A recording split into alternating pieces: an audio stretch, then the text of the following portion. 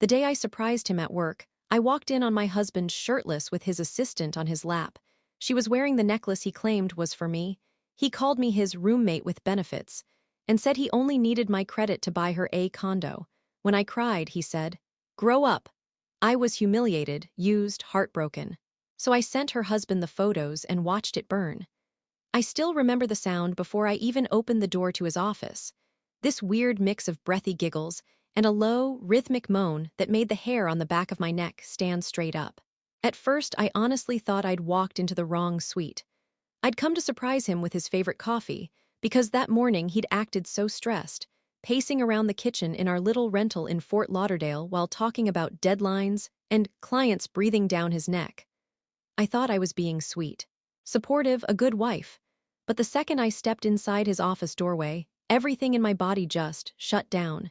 He was shirtless, completely bare from the waist up. And his assistant, this 26-year-old he described as kind of slow but hardworking, was sitting right on his lap, straddling him. Her dress was pushed up around her hips, and she was wearing the necklace. The one I thought he'd bought for me last month because I found the receipt in his jacket pocket. The necklace I'd even thanked him for, and he just said, "Yeah, sure, babe," without looking up from his phone. She was touching his chest, moaning his name in this breathless, almost whiny tone that made my stomach twist. I froze. I didn't scream. I didn't drop the coffee. I just stood there like someone had unplugged me from reality. He didn't even jump, didn't even look shocked. He just glared at me like I was inconveniencing him.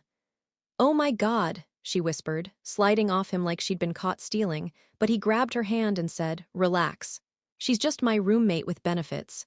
I swear I felt the world tilt. Roommate with benefits. We've been married 6 years. I remember saying, "What?" But it came out like a small rasp.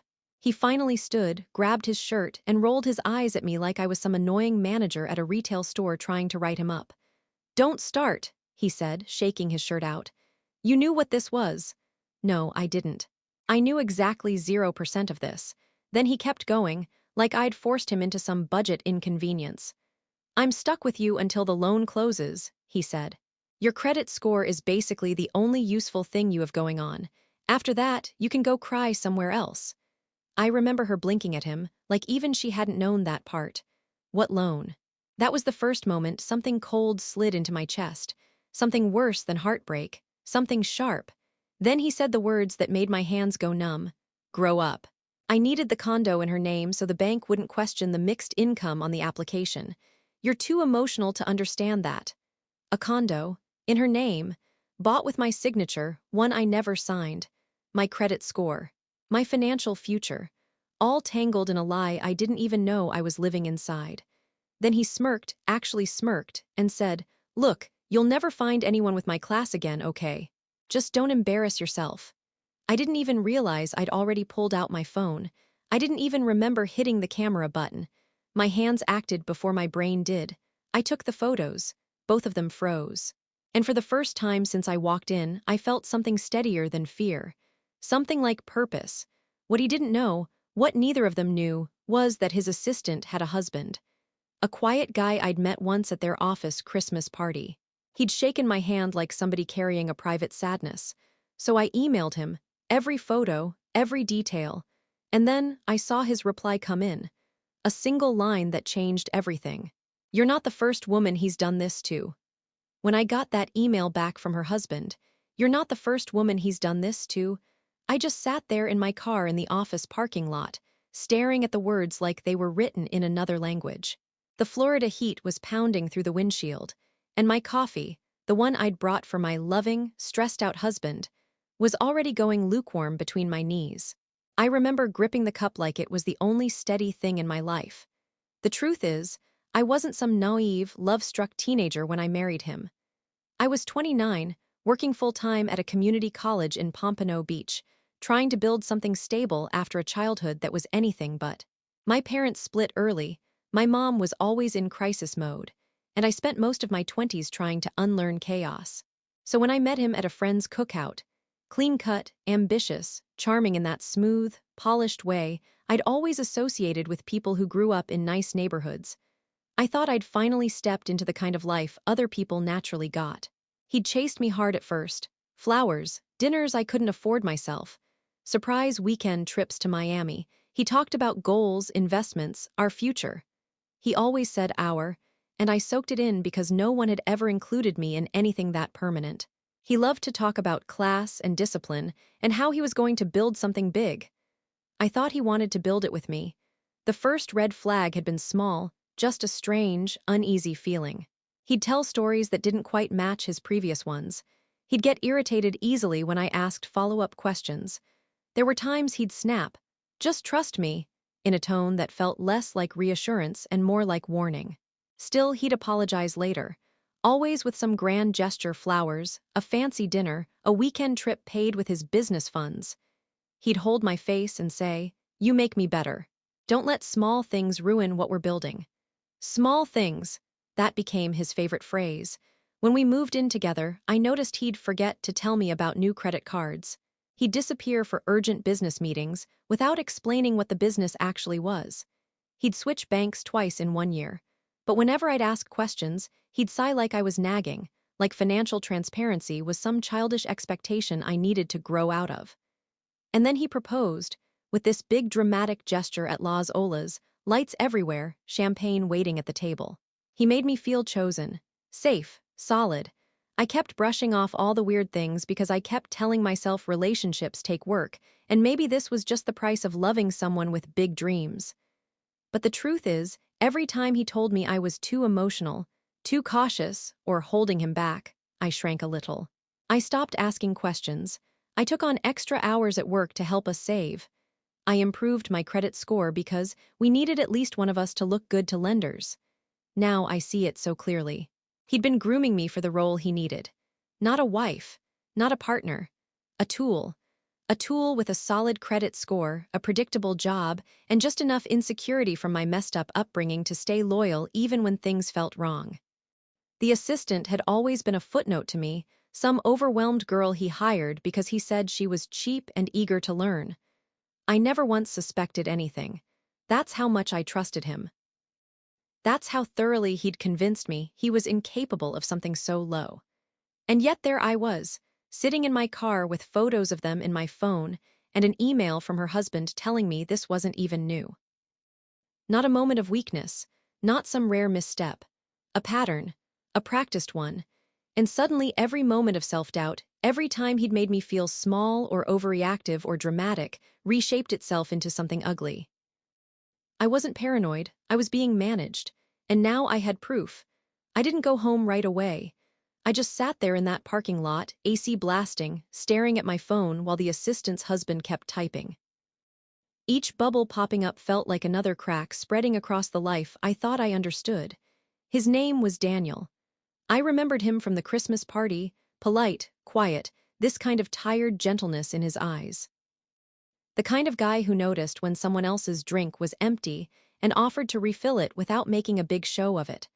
I remembered thinking he seemed too soft for her, too decent for the bright, loud, flirty person she was. Now his messages were coming in fast. He told her you were into open marriages. He said you were emotionally unstable. She believed everything he said about you. I kept reading. My hands started shaking. She told me he said you had bad credit.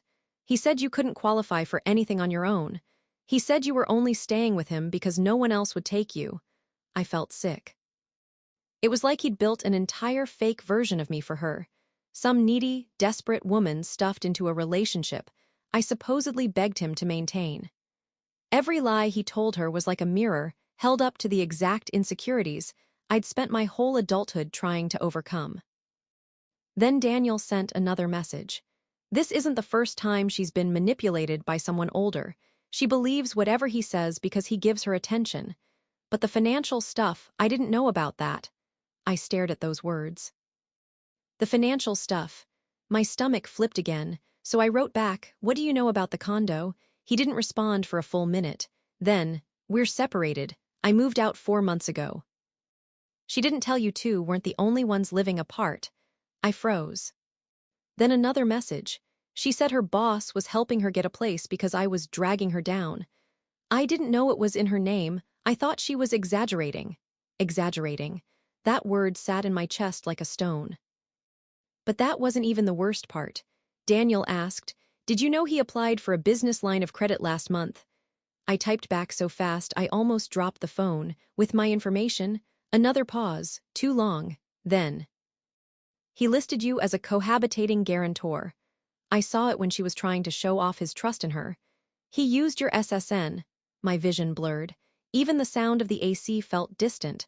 I didn't know whether to scream or throw up. All the weird moments suddenly connected. The times he'd hidden mail, the unexplained new cards, the way he always rushed to check the mailbox before I got home. He wasn't disorganized or ambitious. He was strategic. He was dangerous. And the worst part is I still hadn't told him I'd sent the photos. I hadn't said a word since walking out. Part of me wanted him to wonder. Another part wanted him to feel nothing, wanted the silence to feel normal so he wouldn't suspect anything while I figured out my next move. That was when I saw his name light up my phone. A text. Just one line, cold and dismissive. "Don't be dramatic, come home and we'll talk." Like he hadn't blown my life apart 3 hours earlier, like I was the one causing a scene. Something inside me went very still, not angry. Not panicked, just done. I wasn't going home. Not until I figured out exactly how far this went, and how to make sure he paid for every single thing he'd done. And then, as if the universe wanted to throw kerosene on everything, Daniel sent one more message. "There's something else you need to know." Daniel didn't text for almost 10 minutes. 10 minutes of me staring at my phone like it was a live grenade. Cars were pulling in and out around me, people living normal lives, walking into offices, grabbing lunch, laughing, breathing, while my entire marriage sat in my hands like a pile of rotting trash I hadn't realized I'd been living with. Finally, his bubbles appeared. "I don't know how to say this without making it worse." I typed back instantly, "Just say it." Another pause, then, "Your husband approached her before he ever hired her." I stared at the words, confused. Then he sent more. "She didn't apply for that job. He sought her out. He found her on Instagram. He told her he saw potential and wanted to mentor her." My mouth went dry, because that wasn't just cheating, that was recruiting. Daniel kept going before I could even catch my breath. He told her he wanted someone who didn't ask questions, someone who would do what he needed. I felt my pulse slam in my throat. Then Daniel sent screenshots, actual screenshots, of messages he'd taken photos of months ago while they were still living together. Messages between my husband and her. But the dates were what gutted me. They started 7 months before he hired her, 3 months before he proposed to me. I felt my whole body go cold. One of the messages was him telling her, "Don't worry about the wife situation, it's temporary. I just need her credit to settle." Settle, like I was a debt. Another message, "I'll move you into the condo once the paperwork clears. You'll get the stability she can't give me." My hands shook so hard I almost dropped the phone. I wasn't reading texts from a husband cheating because of some emotional disconnect or lonely moment. I was reading texts from a man who had mapped out an entire timeline. Marry me, use my credit, secure the condo. Phase me out, replace me, and he didn't even hide it in the messages. He literally called it a transition plan. I didn't realize how hard I was breathing until I started feeling lightheaded. Then Daniel sent the final screenshot, the one that made my throat close. It was dated just 2 weeks ago. My husband had written, "Once we're in the condo, I'll file separation. She won't fight it. She's too scared to start over." And then her reply, "Are you sure she won't cause problems? She seems sweet." And his answer, "She's obedient when she feels guilty. I know exactly how to handle her." Handle, like I was livestock. Like I was something he could move, adjust, train. My stomach turned so violently I had to roll down the window for air. And while I was trying not to fall apart, my phone buzzed again. This time it was my husband. Another text. "I'm serious, get home, now." No name, no apology, no questions, no concern, just a command. Like he thought he still had ownership over me. Like I was supposed to fall back in line because he'd decided it was time for the discussion. And then Daniel sent one last message. "He didn't marry you because he loved you. He married you because he needed someone financially stable, loyal, and easy to isolate. You were part of his plan long before you knew him." I felt something inside me break, but not in the way he'd expected. Not in the way he'd counted on. Something hardened, straightened, steadied, because suddenly I wasn't scared anymore. I was done being managed, done being used, done playing the role he'd assigned me, and I realized something with cold clarity. If he had a plan, I needed a better one. I didn't go home that night. I didn't even drive past our street. The second my husband sent that "get home, now" text, something inside me flipped off like a switch. Not fear. Not confusion. Just this cold, quiet resolve I didn't even know I was capable of. I drove straight to a 24-hour FedEx office in Deerfield Beach, parked under a flickering street lamp, and spread everything out across the passenger seat. My phone, the screenshots, the photos I'd taken, every text from Daniel. I started organizing it like evidence because that's exactly what it was. For the first time in years, I didn't picture his reaction. I didn't hear his voice in my head telling me I was overreacting. I didn't question myself or wonder if I was being dramatic. I just acted. I typed out a list in my notes app: 1 freeze accounts, 2 contact bank fraud department, 3 pull credit report, 4 talk to Daniel about timeline, 5 gather proof of forged signature, 6 secure a place to stay, 7 record everything from now on, 8 don't confront him yet, let him stay comfortable, 9 build the trap, 10 wait for the perfect moment. Just writing it made me feel steady, like stepping onto solid ground after months of sinking sand. Before doing anything big, I called my credit card company. My voice shook a little at first, but by the time I hung up, I'd frozen all cards, put fraud alerts on my accounts, and requested documentation of every address and phone number attached to my profile. There were numbers and PO boxes I didn't recognize. He'd been playing with my financial identity long before the affair. Next, I pulled my full credit report. The condo loan was right there, my name listed as a guarantor, even though the property deed was only under the assistant's name. A loan application I never signed. A credit inquiry I'd never approved. Seeing it in writing made something inside me crack sharp and clean. I screenshotted everything, printed 4 copies at the FedEx printer, labeled them, put them in 3 different folders, and 1 sealed envelope I mailed to my sister's address in Orlando with no return label. Then I called Daniel. He answered on the first ring, voice quiet, tired. He'd moved into some short-term rental in Coral Springs, and when I told him I needed to talk in person, he didn't even hesitate. We met in the back corner of a nearly empty diner off Federal Highway. The place smelled like stale coffee and fried onions, but the booth felt safe, tucked away from the world. Daniel looked worse than I remembered, dark circles, thinner, the weight of years of betrayal hanging off him. But when I laid out everything I'd printed, he straightened. We talked for 2 hours. He gave me dates, timelines, messages I hadn't seen. He confirmed that my husband had been using his assistant like a puppet, feeding her lies about me, feeding him lies about her, cutting off any chance of them comparing notes. Everything was calculated. Near the end of the conversation, Daniel leaned in and said, "He thinks he's smarter than everyone. He thinks no one will ever team up because he's already isolated us." I nodded. "But he miscalculated," I said. "He didn't expect us to compare stories." And then the real plan clicked in. The loan was still processing. The condo paperwork wasn't finalized yet. My husband thought he had time. Thought I was at home crying or pacing or waiting for him. He didn't know I was building something beneath him, a quiet, careful collapse. I wasn't going to scream or beg or confront him in some dramatic scene.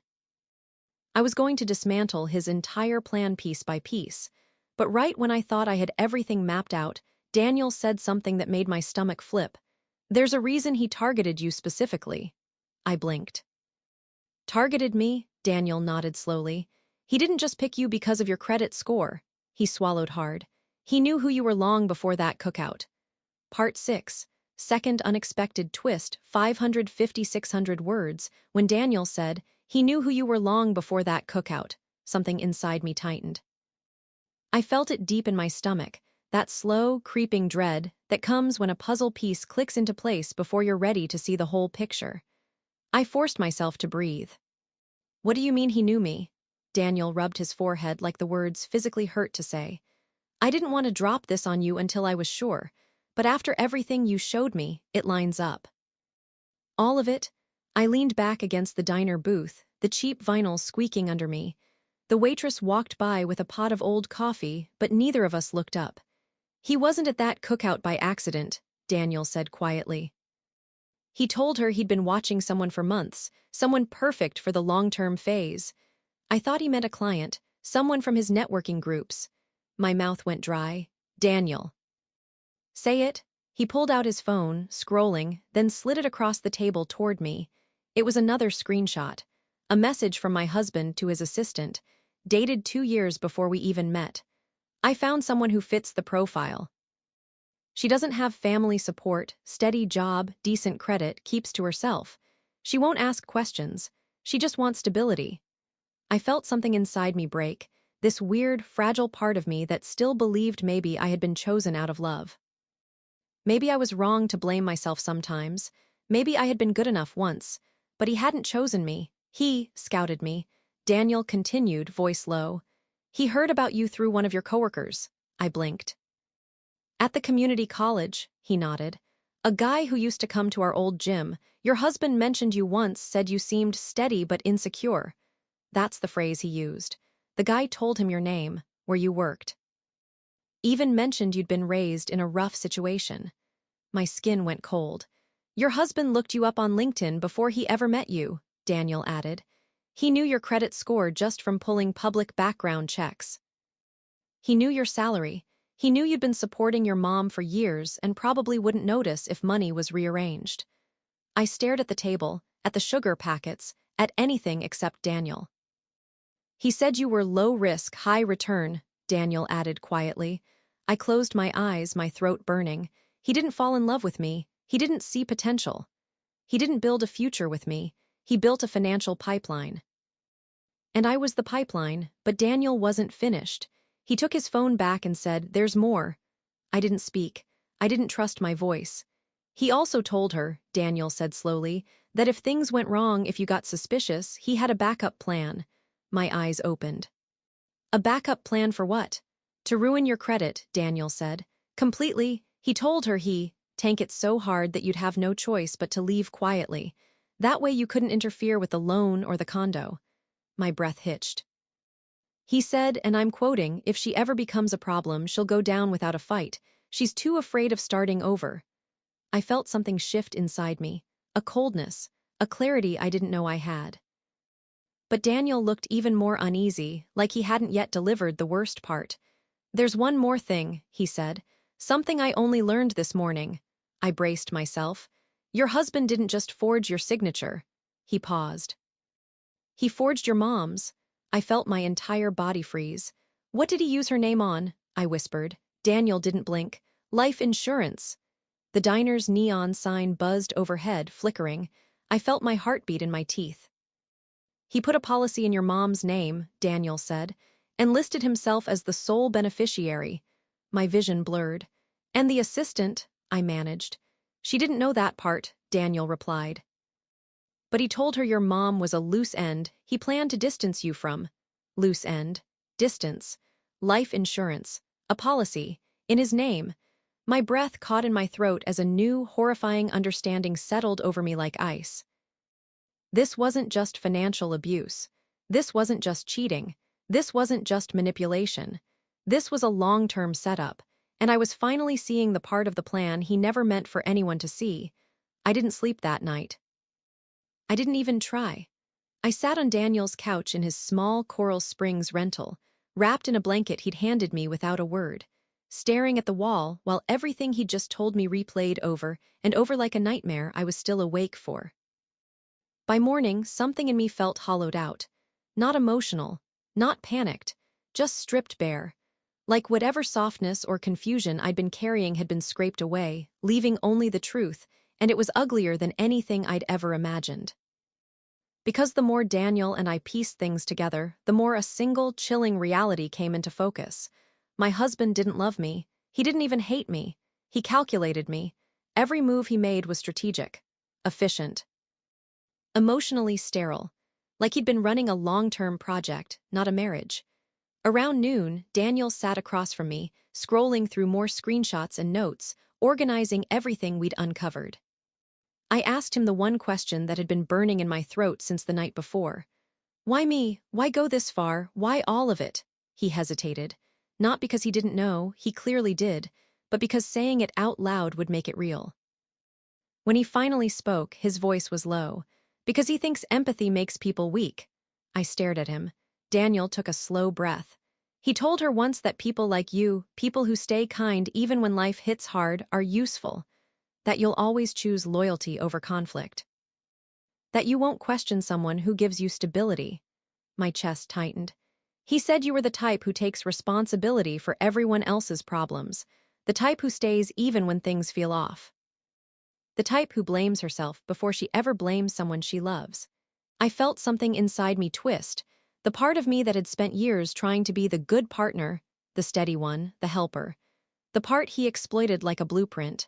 But the worst part, Daniel continued, is what he told her about the endgame. I swallowed. Endgame, Daniel nodded slowly. He said you were his foundation. That he built everything on you, your credit, your stability, your predictability. And once he got everything in place, the loan, the condo, the lines of credit, he planned to transition upward. I blinked. Transition upward? He wants a certain lifestyle, Daniel said. Your husband believes he's meant for higher social circles. He told her once that you were phase 1, the build phase. My stomach dropped. And she was supposed to be phase 2, Daniel added. The image upgrade, the fresh start. The woman he could show off once he wasn't financially tied to you. I closed my eyes, feeling my skin go cold. But why the insurance? Why involve my mom? My voice cracked on the last word. Daniel's expression hardened. Because he said you wouldn't leave her. He said as long as she was around, your loyalty would never shift fully toward him, and he needed you completely controlled during the financial stages. Controlled, not cared for, not respected. Controlled. Then Daniel told me the final piece, the part that hit like a punch to the throat. He told her that people like your mom are anchors, and that anchors have to be cut loose eventually.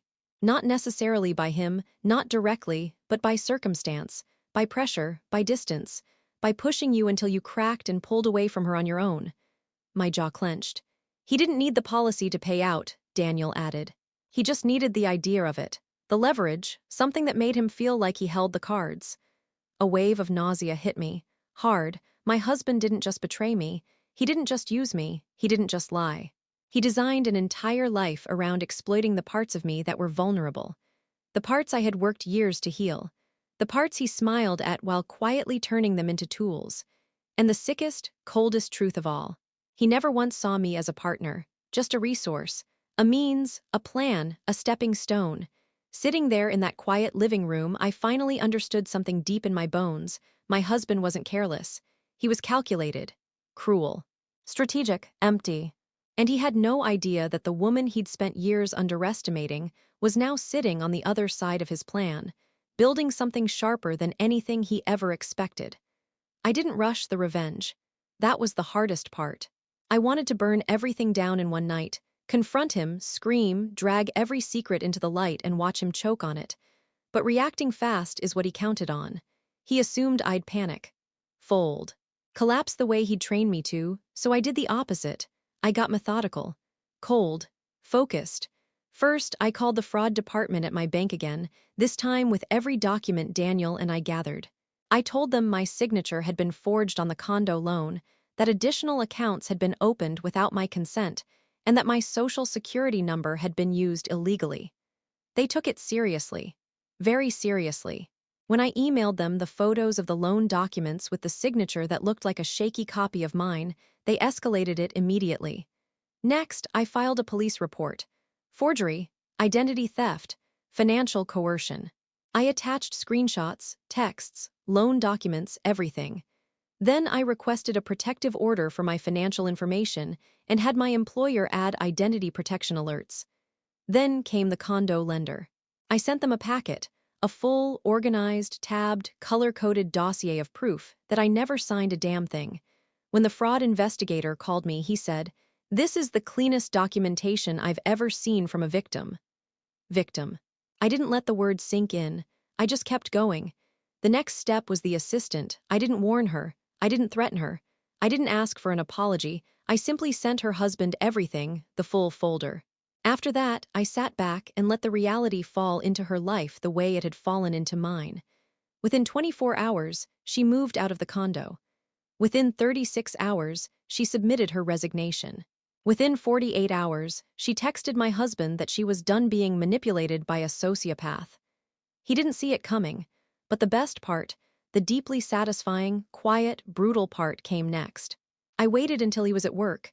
Same office, same chair, same desk where I'd found him shirtless with her in his lap. Then I walked in, not crying, not shaking, not pleading, calm. He spun in his chair like he expected another chance to manage me back into place. "So you finally came home," he said, voice dripping with that fake authority he loved to wear like cologne. I put the envelope on his desk without sitting down.